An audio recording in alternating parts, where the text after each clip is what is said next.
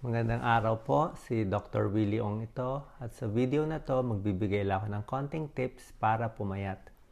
Siyempre minsan overweight tayo, gusto natin pumayat kasi kung overweight po tayo maraming sakit pwede makuha tulad ng high blood, diabetes, minsan nagkaka-arthritis pa tayo.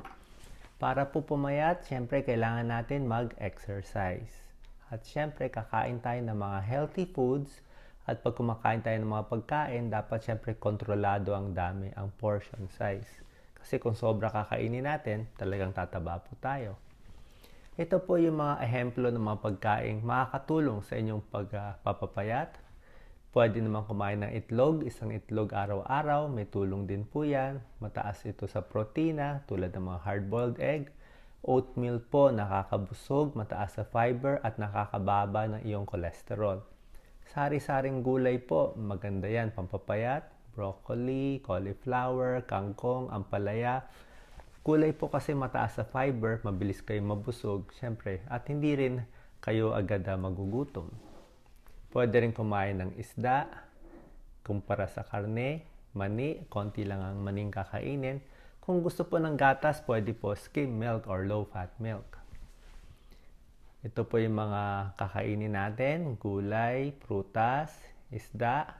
At syempre, ang babawasan natin itong mga matatamis tulad ng donut, hamburger, french fries, syempre mamantika, karne, may mga taba pa yan. Tsaka itong mga soft drinks at mga matatamis na inumin, nakakataba po yan. Kahit ang beer, nakakataba. Mas maganda talaga tubig na lang. Ito po yung dapat na kinakain natin. Ang tawag natin dyan, healthy plate. Pag hinati nyo yung plato ng 4, kalahati ng plato dapat ay gulay at prutas.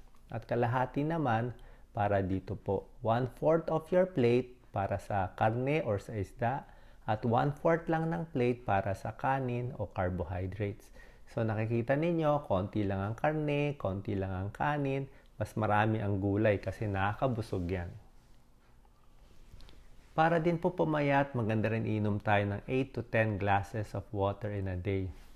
Tulad, lagyan natin, bago kayo kumain, inom kayo ng 1 o 2 basong tubig. Siyempre, kung may tubig na ang tiyan nyo, mas hindi na kayo makakain. Mas konti po ang makakain ninyo.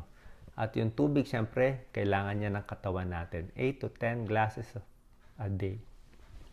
At huli po sa lahat, kailangan mag-exercise tayo. Tulad ng paglalakad, jogging, swimming, maganda rin ang aerobics. Pero syempre, hinay-hinay lang. Depende sa kakayahan ninyo at sa edad ninyo. Kaya po, sana nakatulong itong video ko sa inyo. Kumain ng healthy para maging malusog at pumayat. God bless po.